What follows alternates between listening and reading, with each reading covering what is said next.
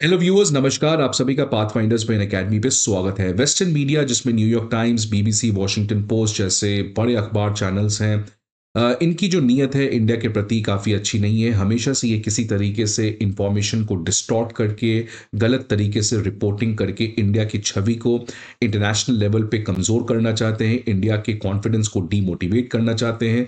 Because ये जितने भी न्यूज़ चैनल्स हैं और ये जितने भी न्यूज़पेपर्स हैं, ये प्राइमरली वेस्टर्न नैरेटिव को चलाते हैं और वेस्टर्न नैरेटिव के हिसाब से आज उनका चैलेंज चाइना है, लेकिन आने वाले समय में इनको पता है कि इंडिया भी एक बहुत बड़ा कंट्री बनेगा और अगर इंडिया अगला चाइना बनता है तो ये वेस्टर्न कंट्री के लिए सबसे बड़ा नाइटमेयर शामिल हो सकता है। बिकॉज चाइना तो ठीक है, लेकिन अगर इंडिया की बात करें तो जो पोटेंशियल ऑफ ग्रोथ है चाइना का, उससे कई गुना ज्यादा पोटेंशियल ऑफ ग्रोथ इंडिया का है। ऑल्दो इंडिया का rate of growth slow has compare to China, but अगर आप पोटेंशियल देखें, टैलेंट देखें, डेमोग्राफी देखें, रिसोर्स देखें, तो इंडिया कई गुना ज्यादा ग्रो कर सकता है चाइना से। इसीलिए ये लोग हमेशा से बीच बीच में इंडिया को झटका देने का प्रयास करते हैं, इंडिया को डीमोटिवेट करने का प्रयास करते हैं।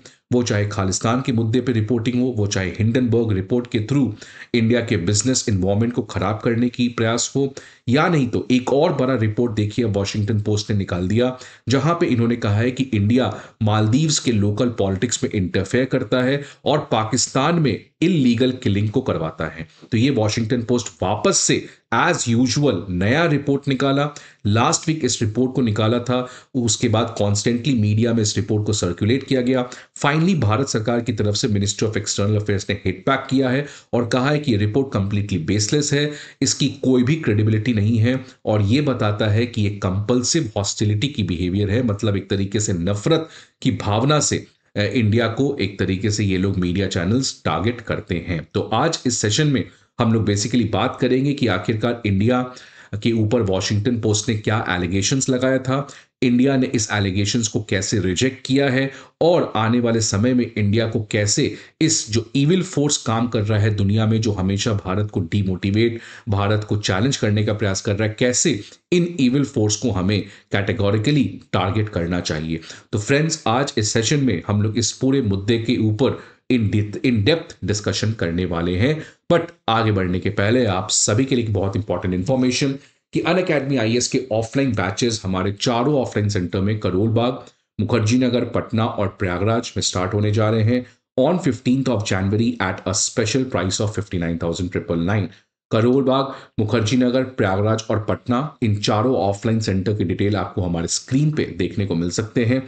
Unacademy IAS comprehensive GS course के अलावा सीसैट ऐसे writing course, comprehensive current affairs, full and test series और ऑप्शनल जैसे कोर्सेज को भी प्रोवाइड करती है। इन सारी इन्फॉर्मेशन के लिए आपको हमारे ऑफलाइन ब्रांचेस पे विजिट करना होगा, या नहीं तो आप हमारे ऐप को भी डाउनलोड कर सकते हैं, जहां पे आपको ये सारे इन्फॉर्मेशन प्रोवाइड किए जाएंगे। अब देखिए, पहला आरोप जो वॉशिंगटन पोस्ट ने इंडिया के ऊपर लगाया, उन्होंने कहा कि कैसे भारत सरकार मालदीव्स के लोकल पॉलिटिक्स में इंटरफेयर कर रही थी, वहां पे जो मालदीव्स के ऑपोजिशन पार्टी है उसके साथ मिलकर एक षड्यंत्र रच रही थी। उस षड्यंत्र के थ्रू भारत सरकार चाहती थी कि मोहम्मद मुइजू, जो इस समय मालदीव्स के प्रेसिडेंट हैं, उनको कैसे सत्ता से हटाया जाए, बिकॉज मोहम्मद मुइजू एक प्रो चाइनीज लीडर माने जाते हैं। तो ये एक पर्टिकुलर कॉन्स्पिरेसी भारत सरकार ने मालदीव्स के अपोजिशन पार्टी के साथ रचा। ये पहला बहुत बड़ा गंभीर आरोप वॉशिंगटन पोस्ट ने इंडिया के ऊपर लगाया है। अब देखिए कहा क्या है उन्होंने, कि मालदीव्स के डेमोक्रेटिक पार्टी ने भारत सरकार से $6 मिलियन की मदद मांगी, विच इज अराउंड 52 करोड़। ये पैसे की जरूरत क्यों पड़ती उन सारे नेताओं को खरीदने में, बिकॉज कल को अगर इंपीचमेंट होता तो उसके लिए आपको नंबर्स चाहिए और नंबर्स के लिए आपको इन पॉलिटिकल लीडर्स को खरीदना जरूरी है। तो उसमें जो खर्च आता, उसी चीज का मदद मालदीव्स की डेमोक्रेटिक पार्टी, जो इस समय वहां की ऑपोजिशन पार्टी है, उसने भारत सरकार से मांगा है।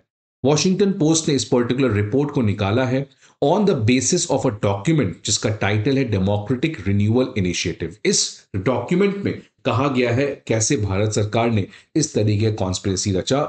उसी को तथ्य मानते हुए वॉशिंगटन पोस्ट ने इस पर्टिकुलर चीज को रिपोर्ट किया है। अब पूरा मुद्दा क्या है कि जो मालदीव्स के ऑपोजिशन लीडर्स हैं, उन्होंने प्रयास किया 40 मेंबर ऑफ पार्लियामेंटेरियंस को कैसे खरीदा जाए। इसमें काफी नेता मुइजू के पीपल्स नेशनल कांग्रेस के भी बिलोंग करते हैं, सो दैट ये जो एमपीज हैं ये कल को प्रेसिडेंट को इम्पीच कर सकते हैं। इसके अलावा 10 senior Maldivian army police officers और 3 पावरफुल क्रिमिनल गैंग्स को भी ब्राइब देने की बात हुई थी और इसमें जितने भी पैसे लगता, सपोर्ट चाहिए था, वो भारत सरकार मालदीव्स के ऑपोजिशन पार्टी को प्रोवाइड करती। तो आप समझिए कि ये बहुत बड़ा आरोप वॉशिंगटन पोस्ट ने इंडिया के ऊपर लगाया है। इस कॉन्टेक्स्ट में एमईए की तरफ से स्टेटमेंट आया कि ये रिपोर्ट कंप्लीटली बेसलेस है, इसमें कोई भी क्रेडिबिलिटी नाम की चीज नहीं है, ये एक कंपल्सिव हॉस्टिलिटी है टुवर्ड्स इंडिया, मतलब मजबूरी है इन न्यूज मीडिया की कि वो किसी तरीके से इंडिया को गलत तरीके से दिखलाएं। इनकी मजबूरी है बिकॉज इनको जो फंडिंग देते हैं वो हमेशा से वहां के डीप स्टेट के थ्रू काम करते हैं और वो हमेशा से इंडिया को एक तरीके का बैकफुट पे लाना चाहते हैं। मालदीवियन डेमोक्रेटिक पार्टी जो इस समय प्रेसिडेंट नशीद के कंट्रोल में है, उनका भी स्टेटमेंट आया है कि उन्हें किसी भी तरीके का ऐसा कोई भी इंफॉर्मेशन नहीं है कि हम प्रेसिडेंट को हटाने का प्रयास कर रहे थे। इंडिया के ऊपर उन्होंने कहा है कि इंडिया कभी भी इस तरीके का कोई भी मूव नहीं करेगा because India have always supported Maldives democracy. India कभी भी किसी कंट्री को डिक्टेट नहीं करता है, इसलिए हमें कभी भी इस तरीके का इंडिया ने प्रेशर नहीं किया है कि आप इस तरीके का कोई कॉन्स्पिरेसी रचें। सो भारत सरकार और मालदीवियन डेमोक्रेटिक पार्टी जो इस समय ऑपोजिशन पार्टी है, दोनों की तरफ से इस पर्टिकुलर रिपोर्ट को कैटेगोरिकली रिजेक्ट कर दिया गया है। आप देख सकते हैं मोहम्मद नशीद, जिनका इंडिया के साथ काफी अच्छी दोस्ती है, उन्होंने ट्वीट किया और कहा है कि इंडिया कभी हमें कोई भी टर्म डिक्टेट नहीं करता है और इंडिया हमेशा से मालदीव्स की डेमोक्रेसी को सपोर्ट करता है। इसके अलावा जो सेकंड एलिगेशन वॉशिंगटन पोस्ट ने एक दूसरे न्यूज में छापा, उसमें कहा गया कि जो रिसर्च एंड एनालिसिस विंग है, जो इंडिया की इंटेलिजेंस एजेंसी है, वो 2021 से कॉन्स्टेंटली इलीगली बहुत सारे लोगों को पाकिस्तान में मार रही है जो इंडिया के अगेंस्ट काम कर रहे हैं। तो एक तरीके से आप देखिए रिपोर्ट क्या है कि carrying out targeted operations in Pakistan since 2021। आप देख सकते हैं वॉशिंगटन पोस्ट का ये 31 दिसंबर 2024 का रिपोर्ट, जहां पे उन्होंने कहा कि कैसे भारत सरकार पाकिस्तान में कोवर्ट किलिंग्स में शामिल है। इस रिपोर्ट में कहा गया कि भारत सरकार कॉन्स्टेंटली पाकिस्तान में प्रॉक्सी चैनल्स के थ्रू बहुत सारे इंडिविजुअल्स जो टेरर ग्रुप सच एज लश्कर ए तौयबा, जैश ए मोहम्मद के बिहाफ में काम कर रहे, उनको मारने का प्रयास की है। और ये जो पर्टिकुलर खुलासा हुआ है वॉशिंगटन पोस्ट में, इसका तथ्य है as per the witnesses given by unnamed Pakistani and western officials. तो एक तरीके से इन्होंने कहा है कि भारत सरकार कैसे दूसरे कंट्री में इस तरीके का असैसिनेशन करती है। और ये आप समझिए कि क्यों इंपॉर्टेंट है, बिकॉज सेम चीज वॉशिंगटन पोस्ट ने कुछ दिन पहले खालिस्तान को लेकर कहा था कि हम कैसे कनाडा एक प्रॉक्सी के थ्रू वहां के लोगों को मरवा देते हैं जो इंडिया के अगेंस्ट काम करते हैं। तो आप देखिए इन डॉट्स को कनेक्ट करिएगा तो ये कहना चाहता है कि कैसे इंडिया जो है वो किसी तीसरे कंट्री में इस तरीके का इलीगल असैसिनेशन करता है। बट ये रिपोर्ट ने ये नहीं कहा कि अगर मान लीजिए ये बात सही भी है तो हमने किसको मरवाया, टेरर ग्रुप्स को मरवाया कि इनोसेंट पर्सन को मरवाया। So rather than criticising Pakistan, ये एक तरीके से इंडिया के ही ऊपर आरोप लगा रहा है, राइट। तो इसी कॉन्टेक्स्ट में again minister of external affairs ने अगेन कैटेगोरिकली रिजेक्ट किया। इन्होंने अगेन कहा कि कंपल्सिव हॉस्टिलिटी है, इन्होंने कहा कि ये मजबूरी है, ये जानबूझ के इंडिया के प्रति नफरत करेंगे। एमईए के रणधीर जायसवाल जी ने कहा कि हम आप पे छोड़ देते हैं कि आप इन संस्था की क्रेडिबिलिटी को जज करें, क्योंकि हमारे हिसाब से इन संस्था के पास बिल्कुल कोई भी क्रेडिबिलिटी नहीं है। तो आप देखिए यहाँ पे उन्होंने कहा as far as we are concern they have none, इनके पास कोई भी क्रेडिबिलिटी नहीं है। रणधीर जायसवाल ने कहा कि पाकिस्तान को अपना टेररिज्म संभल नहीं रहा है। और जो रिसेंटली आप देखिए तालिबान में हुआ, बलूचिस्तान के दौरा अटैक हुआ, तो ये बताता है कि ये हमने नहीं करवाया, हमने बलूचिस्तान के थ्रू पाकिस्तान में अटैक नहीं करवा रहे, हम तालिबान को प्रोवोक नहीं कर रहे कि आप जाके पाकिस्तान के अगेंस्ट अटैक करें।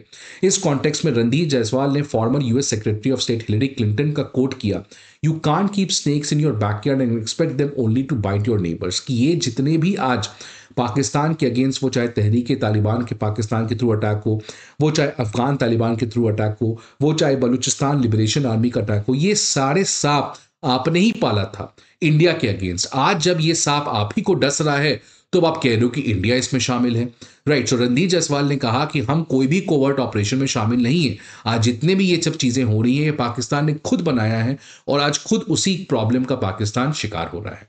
तो ये एक पर्टिकुलर 2 रिपोर्ट वॉशिंगटन पोस्ट के द्वारा रिलीज किया गया।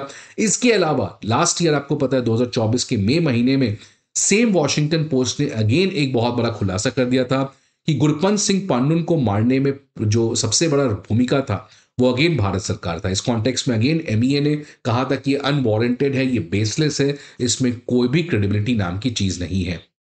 तो ये वेस्टर्न मीडिया का एक कांस्टेंट षड्यंत्र। आप देखिए फाइनेंशियल टाइम ने कैसे कहा था कि गौतम अदानी आज गौतम अदानी है जस्ट बिकॉज ऑफ मोदीज कृपा, just because of Modi support. तो एक तरीके से आप देखिए कॉन्स्टेंटली जितने भी वेस्टर्न मीडिया चैनल्स हैं वो हमेशा से इंडिया के ऊपर एक तरीके के एलिगेशंस लगा रहे हैं। ये एलिगेशन सच हैं, झूठ है, ये तो सेकेंडरी बात है। बट इनको इतना इंडिया के बारे में प्यार मोहब्बत क्यों है, ये आखिरकार इनसे पूछना चाहिए कि बीच बीच में कॉन्स्टेंटली ये इस तरीके की रिपोर्ट को निकालते हैं। आपके हिसाब से भारत सरकार को क्या करना चाहिए आने वाले समय में, बिकॉज इस तरीके की रिपोर्ट निकालते रहेंगे। सो क्या अप्रोच भारत सरकार का होना चाहिए आपके हिसाब से, क्या होना चाहिए वो अप्रोच, प्लीज आप हमें बताएं कमेंट बॉक्स में। आई होप आपको ये वीडियो अच्छा लगे। See you again in the next video. Till then goodbye and take care.